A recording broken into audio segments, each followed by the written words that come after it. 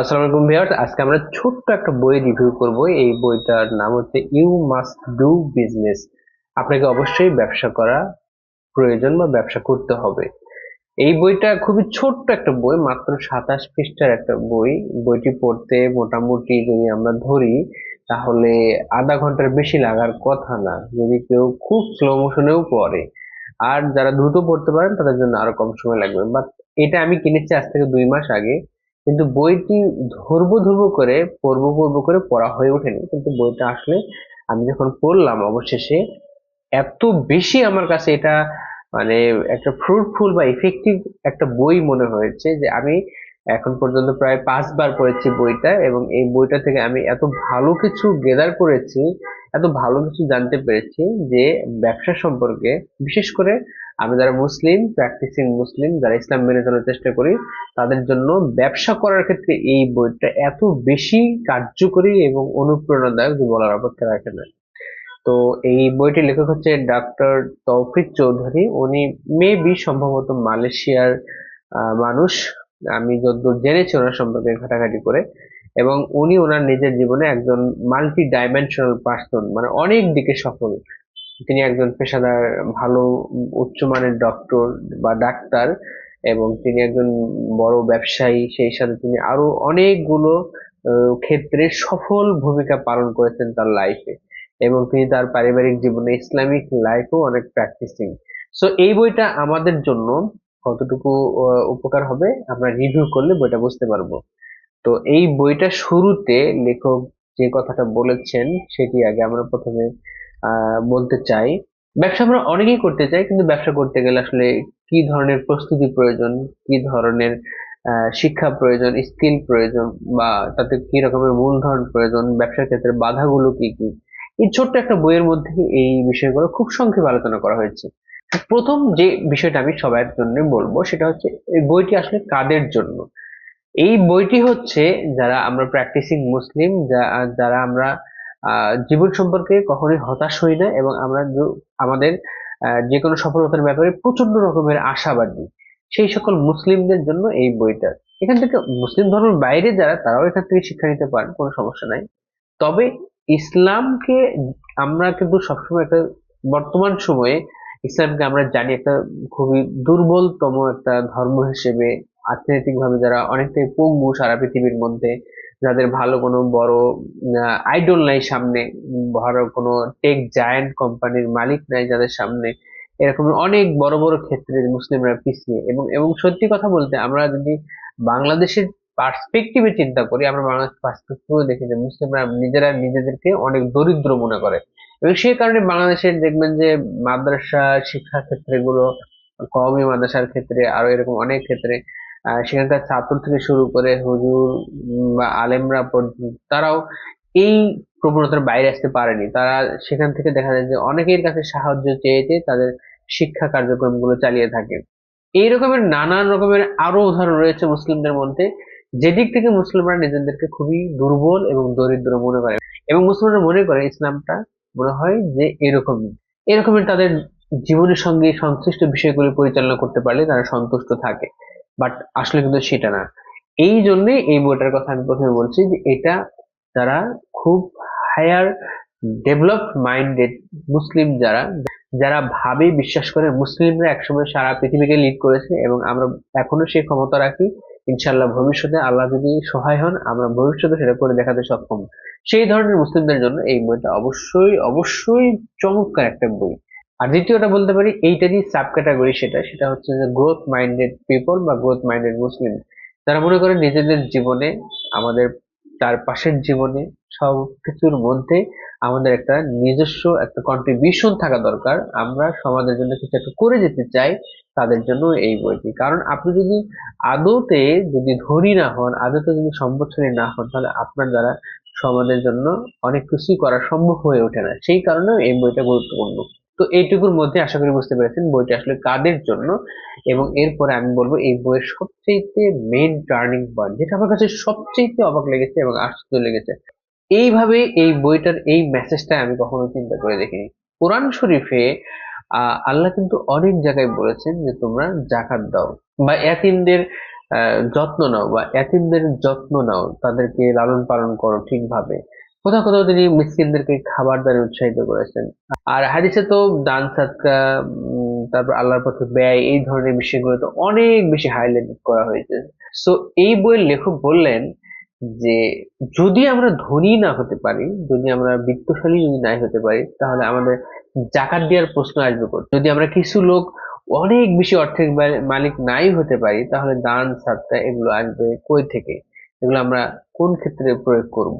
দান সাদকা করতে গেলে তো আমাদের টাকার প্রয়োজন, জাকাত দিতে গেলে তো কিছু মানুষকে অর্থশালী হতে হবে। আর কোরআনে অনেকবার বলেছেন আল্লাহ আমাদেরকে জাকাত দেওয়ার জন্য, জাকাত দেওয়ার জন্য। তার মানে উনি বোঝাতে চাইলেন যে আল্লাহ জাকাত দেওয়ার নির্দেশ প্রদানের মাধ্যমে আল্লাহ এটা আমাদের জন্য ফিক্সড করে দিলেন, তোমাদের মধ্যে অবশ্যই কিছু মানুষ অনেক ধনী হবে, এবং এই ধনী হওয়াটা তোমাদের উচিত, এটাও তোমাদের জন্য একটা গুরুত্বপূর্ণ কাজ। এবং সেই ধনী হতে গেলে আমাদের কিন্তু ব্যবসা করতে হবে।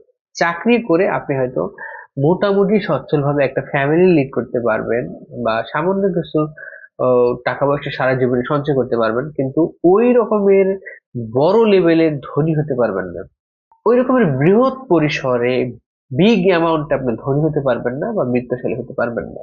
সো ধনী হতে গেলে আমাদেরকে ইউ মাস্ট ডু বিজনেস, আপনাকে ব্যবসা করতে হবে।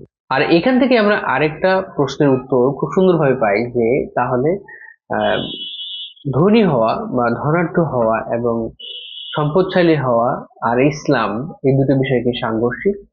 অবশ্যই নয়। আমরা যদি আল্লাহ রসুলের সেই প্রথম যুগের সেই সাহাবাদের কথা, তার নিকটতম সাহাবী যারা, তাদের দিকে যদি চিন্তা করি, তাদের মধ্যে অনেক ধনাঢ্য সাহাবী ছিল। আল্লাহ রসুল সাল্লাল্লাহু আলাইহি ওয়াসাল্লাম যাকে বিয়ে করেছিলেন, তার প্রথম স্ত্রী হযরত খাদিজা রাদিয়াল্লাহু তাআলা আনহা, তিনি ইসলাম পূর্ব যুগে থেকেই ধনী ছিলেন, এবং তার ব্যবসাতে আল্লাহ রসুল নিজে কাজ করেছেন। সো ব্যবসা হচ্ছে অন্যতম একটি মর্যাদাবান এবং ফজিলতপূর্ণ পেশা, যেখানে আমরা ব্যবসার মাধ্যমে আল্লাহর বরকত লাভ করতে পারি। এবং পৃথিবীর অনেক নবী রাসূলেরই পেশা ছিল ব্যবসা। আমরা যারা মোটামুটি ইসলাম সম্পর্কে জানি, বা ইসলামের প্রাথমিক যুগে আমাদের মুসলিমদের উত্থান সম্পর্কে জানি, তারা কিন্তু আমরা সবাই জানি যে ইসলাম যখন মক্কাতে শুরু হলো, আল্লাহ রাসূল সাল্লাল্লাহু আলাইহি সাল্লামের উপর বিভিন্ন দিক থেকে নির্যাতন এলো, এবং যারা ইসলাম গ্রহণ করছিল তাদের উপর অনেক অকথ্য এবং অনেক দুর্বিষহ নির্যাতন চালিয়েছিল কাফেররা। এবং সেই সময় মক্কার যে কিছু দাস দাসী তারা ইসলাম গ্রহণ করেছিল, তাদের উপর কিন্তু অমানসিক নির্যাতন, অমানসিক জুলুম চালানো হয়েছিল, এবং সেই দাস দাসীদেরকে কিন্তু আমাদের সাহাবা রাদিয়াল্লাহু তাআলা আনহুম তারাই কিন্তু তাদেরকে মুক্ত করেছিল। সেই ক্ষেত্রে আমরা হযরত আবু বকর রাদিয়াল্লাহু তাআলা আনহুর কথা বলতে পারি, এবং এরকম আরো কিছু ধরনের সাহাবী ছিল যারা অনেক দাস দাসীকে মুক্ত করেছেন, মুক্ত করে ইসলামের ছায়াতলে নিয়ে এসে তাদেরকে শান্তিতে সারা জীবন বেঁচে থাকার সুযোগ করে দিয়েছেন। এই যে দাস দাসীদেরকে মুক্ত করার ব্যাপারটা, এটা কিন্তু ধনী না হলে সম্ভব ছিল না।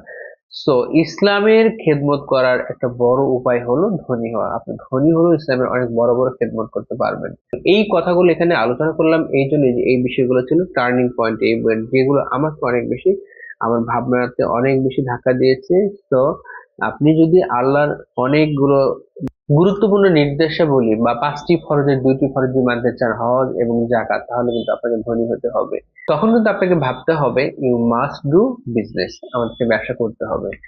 এরপর বলবো এই বই অনুযায়ী ব্যবসার ক্ষেত্রে বাধাগুলো কি কি। ব্যবসার ক্ষেত্রে উনি যে কথাটা বলেছেন, প্রথম যে বাধা সেটা হচ্ছে যদি সফল না হই, যদি ব্যর্থ হই, তাহলে কি হবে? হতে পারে ব্যবসার ক্ষেত্রে আপনার ব্যর্থতা আসতে পারে, এটা স্বাভাবিক, এটা উনিও বলেছেন। আপনি প্রথম হয়তো অনেক কষ্টে কিছু টাকা ম্যানেজ করে সেই টাকা মূলধন হিসেবে ব্যবসাতে বিনিয়োগ করলেন, এরপর সেই ব্যবসাতে ব্যর্থতা আসলো, আসতেই পারে, অসম্ভব কিছুই নয়। সেই ক্ষেত্রে তখন কি হবে? তো লেখকের এই অ্যান্সারটাও আমার অনেক ভালো লেগেছে। উনি বলেছেন যে আপনি ধরেন রাস্তাতে হেঁটে যাচ্ছেন, পিছন থেকে একটা গাড়ি এসে আপনাকে ধাক্কা দিতে পারে না? পারে। আপনি একটা রাস্তা, বিল্ডিং এর কনস্ট্রাকশন চলছে, সেরকম একটা বিল্ডিং এ নিয়ে যাচ্ছেন, উপর থেকে একটা ইট পড়ে আপনি মারা যেতে পারেন না? পারেন। তাই বলে কি আপনি রাস্তায় বের হবেন না? প্রতিদিনের সমস্ত কাজ, সমস্ত জায়গা, সমস্ত কার্যক্রম, যে কোনো সময় যে কোনো জায়গায় আপনার সঙ্গে যে কোনো কিছু ঘটে যেতে পারে, তাই বলে আপনি কি বসে থাকবেন? আর আপনি যদি বসেও থাকেন, ঘরের মধ্যেও যদি থাকেন, সেখানেও যে আপনার সাথে খারাপ কিছু ঘটবে না সেটাকে আপনি 100% সিউরিটি দিয়ে বলতে পারবেন? সেটাও কিন্তু দিতে পারবেন না। সুতরাং ভয় থাকবেই বা ঝুঁকি থাকবেই সবকিছু, কিন্তু তাই বলে মানুষ সেই ভয়কে না দমন করে সেই ভয়ের কাছে পরাজিত হবে, এটা কিন্তু আসলে অযৌক্তিক। এবং আমরা পৃথিবীর মুসলিমরা যে আমরা সাহসী জাতি এবং বীরের জাতি, এবং পৃথিবীর একসময় এই সাহসিকতা দিয়ে এই বীরত্ব দিয়ে মুসলিমরা সারা পৃথিবীকে জয় করেছে, সারা পৃথিবী তাদের শাসন চলেছে এবং তারা মাথা উঁচু করে চলেছে সবসময়। সেই জায়গায় আমরা যদি ভয় পাই, তাহলে এটা আমাদের সেই গুণাবলীর সাথে, আমাদের সেই জাতের সাথে যায় না। আর এমনিতেই এখন তো মুসলিমরা দুর্বল, সারা পৃথিবীতে ভীত, তারা অনেকটাই কাপুরুষ, তারা রিস্ক নিতে ভয় পায়, তারা ভালো কিছু করতে ভয় পায়, জীবনের অনেক কিছুতে তারা পিছিয়ে থাকে শুধু এই কারণে যে তারা রিস্ক নিবে না। তো এটা কিন্তু আমাদের মুসলিম জাতির বৈশিষ্ট্যের সাথে যায় না, এটা আমাদের জন্য খুবই লজ্জাজনক। তাই লেখক এখানে বলেছেন যে ঝুঁকি গ্রহণের কোনো বিকল্প নেই, ঝুঁকি আপনাকে গ্রহণ করতেই হবে, এবং সেই ঝুঁকি গ্রহণ করেই আপনি দেখবেন যে অবশ্যই আল্লাহ আপনাকে সফল করবে। প্রত্যেকটা ঝুঁকি দুইটা পার্ট থাকে, অবশ্যই ম্যাক্সিমাম ঝুঁকিগুলোই মানুষ যেখানে নিজের চেষ্টা সর্বস্ব দিয়ে চেষ্টা করে, আল্লাহর সাহায্য প্রার্থনা করে, সেখানে কিন্তু তারা সফল হয়। খুব ইন্টারেস্টিং একটা বিষয় এই লেখক এখানে বলেছেন যে পৃথিবীর বিভিন্ন প্রান্তে মুসলিমরা এখন বিভিন্ন জায়গাতে তাদের চাকরি হারাচ্ছে, এবং সেই হারানোর কারণে তাদের উপর যে সাময়িক অর্থ সংকট আসতেছে বা সাময়িকভাবে একটা বড় ধাক্কা আসতেছে, সেই কারণে অনেকেই হতাশ হয়ে যাচ্ছে, ভেঙে পড়ছে। তো লেখক বলেছে আমি এই জায়গায় আসলে হতাশ নই, আমি আলহামদুলিল্লাহ বলি যে হ্যাঁ, মুসলমানরা চাকরি হারাচ্ছে কেন, যে তারা চাকরি হারানোর ফলে ব্যবসার দিকে ঝুঁকবে, এবং ব্যবসার দিকে ঝুঁকলে তারা সম্পদশালী হবে, যেহেতু আল্লাহ তাদেরকে এই সুযোগটা দিয়েছেন। ব্যবসার মাধ্যমে আল্লাহ মুসলিমদেরকে শক্তিশালী করেন বা সম্পদশালী করেন। তারপরেও সব শেষের যে কথাটা উনি বলেছেন যে সবার রিজিক ব্যবসার মাধ্যমেই হবে তা না, যিনি ব্যবসা করবেন তার ব্যবসাতে অনেকেই চাকরি করবেন, এটি স্বাভাবিক। তবে মুসলিমদের একটা বিরাট সংখ্যক তারা ব্যবসাতে তাদের যাওয়া উচিত। এবং সারা পৃথিবীতে প্রায় উনি বলেছেন 2400 বিলিয়নার রয়েছেন, এই 2400 বিলিয়নের মধ্যে কিন্তু মুসলিমরা তেমন একটা নেই। এই জায়গাতে মুসলমানদেরকে আসতে হবে বা আসা উচিত। আর এখানে আরেকটি কথা বলা দরকার, ব্যবসা করার জন্য আমাদের কি কি দক্ষতা বা কি কি গুণাবলী প্রয়োজন। লেখক প্রথমে যেটা বলছেন সেটা হচ্ছে নেটওয়ার্কিং। নেটওয়ার্কিং হলো এমন একটি বিষয় যে এটা ছাড়া আপনি কোনো পেশাতেই সফল হতে পারবেন না। আপনার চাকরি বলেন, ব্যবসা বলেন, বা চাকরি ব্যবসার পাশাপাশি আরো অন্য কিছু বলেন, আপনাকে নেটওয়ার্কিং করতে হবে। কারণ আপনি যেটাই করেন না কেন, সেটা হোক সেবা, সেটা হোক পণ্য, সেটা হোক অন্য কিছু, সেটা মানুষের মধ্যেই কিন্তু দিন শেষে আপনাকে সেটাকে সার্ভ করতে হবে, মানুষের কাছে সেটাকে পৌঁছে দিতে হবে। তো সেটা পৌঁছে দেওয়ার জন্য আপনার একটা নেটওয়ার্ক অবশ্যই প্রয়োজন। সেই নেটওয়ার্কের আওতার মধ্যে যখন আপনি থাকবেন, তখন সেটা আপনার জন্য ইজি হবে। আপনার যদি 20টা মানুষের সাথে পরিচিতি থাকে বা 20টা মানুষের সাথে আপনার যদি কানেক্টিভিটি থাকে, তখন দেখবেন যে আপনার একটা প্রোডাক্ট আপনি বাজারে বিক্রির জন্য চেষ্টা করলে 20 জনের মধ্যে 18 জন গ্রহণ না করলেও 2 জন হয়তো গ্রহণ করতে পারে। তো এখানে আপনার সম্ভাবনা অনেক বেড়ে যায়। আপনি যদি এভাবে 100টা মানুষের সঙ্গে আপনার কানেক্টিভিটি থাকে, তাহলে দেখবেন যে 100 জনের মধ্যে 20 জন বা 25 জন আপনার প্রোডাক্টটা কিনবে। তো সেই কারণে লেখক বলছেন যে নেটওয়ার্কিং এর কোনো বিকল্প নাই। আপনাকে ইউ যেহেতু উনি বলেছেন ইউ মাস্ট ডু বিজনেস, তো আপনাকে you must be a good networker, আপনাকে অবশ্যই ভালো একজন নেটওয়ার্কার হতে হবে। আবার একই ধরনের কথা উনি বলেছেন যে ধরেন নেটওয়ার্কের আরেকটা ভালো দিক কি, যে আপনি হয়তো আপনার মূলধন হয়তো 10 টাকা, কিন্তু আপনি যদি 10 জন খুব ভালো মানে নেটওয়ার্কিং এর মধ্যে 10 জন পরিচিত মানুষ থাকে যাদেরও 10 টাকা করে আপনার মূলধন রয়েছে, তো 10 টাকা যখন আপনি নিজে বিনিয়োগ করবেন, তখন সেটা খুব একটা শক্তিশালী নাও হতে পারে, কিন্তু 10 জন মিলে যখন আপনি 100 টাকা বিনিয়োগ করবেন, তখন সেটা একটা বিশাল শক্তিশালী একটা বিনিয়োগ হবে, এবং সেই বিনিয়োগের মাধ্যমে আপনি যখন ব্যবসা করবেন, সেই ব্যবসাতে কিন্তু অনেক ভালো রিটার্ন পাওয়ার সম্ভাবনাও বেড়ে যায়। এবং 10 জনের সেখানে মেধা, 10 জনের দক্ষতা, 10 জনের অভিজ্ঞতা, সবকিছু মিলে আপনার মানে দৃশ্যমান অদৃশ্যমান দুই ধরনেরই ক্যাপিটাল অনেক গুণ বেড়ে যায়, এবং সেটা আপনার ব্যবসার ক্ষেত্রে সফলতার ক্ষেত্রে অনেক বেশি কার্যকরী। এইটাও নেটওয়ার্কিং এর একটা অনেক ভালো দিক। এবং তারপরে নেটওয়ার্কিং এর যে আরেকটা গুরুত্বপূর্ণ বিষয় এখানে, যে আপনি যদি কোনো কারণে ফল করেন, অর্থাৎ 10 জনের একটা নেটওয়ার্ক মিলে আপনার একটা ব্যবসা শুরু করলেন, আপনি হয়তো কোনো কারণে ফল করলেন, তখন বাকি 9 জনকে তো আপনাকে সেখান থেকে টেনেও তুলতে পারবে। এইটাও একটা নেটওয়ার্কিং এর অন্যতম ভালো দিক। তো আপনি ব্যবসা শুরু করবেন ভালো কথা, বা ব্যবসা করবেন, but you must be a good networker, তাহলে আপনার ব্যবসাটা অনেক ভালোভাবে সামনে এগোতে পারবে। এবং মজার ব্যাপার হচ্ছে এরপরেই বইটার লাস্ট অধ্যায়, এবং এই অধ্যায়ে লেখক বলেছেন সেরা 3টি অভ্যাসের কথা। ব্যবসা করতে গেলে আপনাকে 3টা অভ্যাস অবশ্যই রপ্ত করতে হবে। তার মধ্যে প্রথম যে অভ্যাসের কথা বলেছেন যে সেটা হচ্ছে আপনাকে দান সাদকা করতে হবে প্রচুর পরিমাণে। লেখক এখানে সুন্দর একটা এক্সাম্পল দিয়েছেন, একটা ঘটনার কথা বলেছেন। মালয়েশিয়ার এক সময়কার একজন বিখ্যাত ধনী লোক, ব্যবসায়ী, বিলিয়নার, তিনি যখন মালয়েশিয়াতে যায় সারা দিন খাটাখাটি করার পরে, অনেক চেষ্টা তদবির করার পরে ঘুরে ফিরে উনি 10 রিঙ্গিত আয় করেন। আয় করার পর উনি যখন ওনার আম্মার কাছে সেটা নিয়ে আসেন যে মা আজকে আমি সারাদিন 10 রিঙ্গিত আয় করেছি, ওনার আম্মা তখন বলে যে বাবা তুমি এখান থেকে 5 রিঙ্গিত দান করে দাও, সাদকা করে দাও। তো উনি তখন ওনার মাকে বোঝায় যে মা আমরা তো আসলে খুবই অর্থ সংকটে আছি, এবং এই 10 রিঙ্গিত যদি পুরোটাই আমি আগামীকাল আবার ব্যবসায় বিনিয়োগ করি তাহলে আমি আরো ভালো রিটার্ন পাবো, ভালো বেনিফিট পাবো, লাভ হবে আমার। তো ওনার মা বলেন না, তোমার যে 10 রিঙ্গিত তুমি আয় করেছো এটা তুমি তোমার নিজের যোগ্যতার কারণে আয় করো না, এটা আল্লাহ তোমাকে রহম করেছে বলে তুমি আয় করেছো। তো তুমি এখান থেকে 5 রিঙ্গিত দান করে দাও, দেখবা তুমি যেটা প্রত্যাশা করছিলে তার থেকেও অনেক বেশি আয় করতে পারবা। ওই ব্যক্তি বলেছেন যে ওই পরের দিন থেকে আমি যখন এরকম যা আয় করি তার অর্ধেক দান সাদকা করে দিই, তো এইটা পরবর্তী জীবনে আমাকে এত বেশি আল্লাহর রহমত নিয়ে এসেছে আমার কাছে যে আমি পরবর্তীতে যে আপনারা যেটাকে মিলিয়নার বলছেন, যেটাই বলেন না কেন, আমি কিন্তু সেটা এই কারণে অর্জন করতে সক্ষম হয়েছি। লেখকও বলেছেন যে আপনি যদি ধনী হতে চান, আপনি যদি ব্যবসার মাধ্যমে বরকত লাভ করতে চান আল্লাহ, তাহলে আপনাকে দান সাদকা করতে হবে। সেক্ষেত্রে উনি বলেছেন 50% হলে সবচেয়ে ভালো। আপনি আপনার ব্যবসা থেকে যা লাভ করবেন সেটার 50% বা অর্ধেক হলে সবচেয়ে ভালো। যদি সেটা আপনি না পারেন তাও অন্তত 20% আপনার দেওয়া উচিত আপনার ব্যবসার আর্ন থেকে, প্রফিট থেকে সাদকার জন্য। তাহলে দেখবেন সেই সাদকার ফলে আপনার ব্যবসা সবসময় আল্লাহ ঊর্ধ্বমুখী রাখবেন, এবং সেখানে আল্লাহর রহমত এবং বরকত অনেক বেশি থাকবে। যদিও আল্লাহ হয়তো কোরআন শরীফে বলেছেন অনেক জায়গায় যে এরপরে আমাদেরকে আল্লাহ অর্থ সংকটে ফেলে আবার পরীক্ষাও করতে পারেন, সেটার জন্য আমাদের প্রিপারেশন থাকতে হবে। তবে ব্যবসাতে বারাকাত এবং আপনার পরকালীন সাফল্যের জন্য, পরকালীন পুঁজির জন্য আপনার সাদকা করার কোনো বিকল্প নাই। এরপরে যেটা লেখক বলেছেন সেটা আরো ইন্টারেস্টিং। উনি বলেছেন যে সবসময় invest on your self first. আপনার নিজের উপর সবসময় আগে ইনভেস্ট করতে হবে, নিজের যে কোনো বিষয়ে। আপনার ব্যবসার জ্ঞান অর্জনের জন্য, ব্যবসা পরিচালনার কর্মকৌশল জানার সম্পর্কে, ইন্টারন্যাশনালি ব্যবসাগুলো কিভাবে হয়, এলসি কিভাবে হয়, আপনার ব্যবসার ক্ষেত্রে কর কিভাবে নির্ধারণ হয়, সেই করের ক্ষেত্রে অযথা যেন বাড়তি কর যেন না যায়, সেই কর যেন যৌক্তিক পর্যায়ে থাকে, সেটা কিভাবে আপনি নির্ধারণ করতে পারবেন, সেই সম্পর্কে আপনার পাঠ্যপুস্তকের ব্যবসা রিলেটেড প্রফেশনাল নলেজ আপনার মধ্যে আনার জন্য, নেটওয়ার্কিং বাড়ানোর জন্য, এই সকল কাজের জন্য আপনি প্রথমে আপনার নিজের উপর ইনভেস্ট করেন। লেখক এটাই বলেছেন যে এটা হচ্ছে আপনার 2 নম্বর গুরুত্বপূর্ণ অভ্যাস, যে সবসময় নিজের উপর ইনভেস্ট করেন। লেখক আরো ইন্টারেস্টিং ভাবে বলেছেন যে আমরা হয়তো মনে করি যে আমি একটা বই কিনেছি যে ইউ মাস্ট ডু বিজনেস, এবং বইটা পুরো অনেক কিছু জেনেছি, মনে হয় অনেক বড় একটা ইনভেস্ট করে ফেলছি নিজের উপর।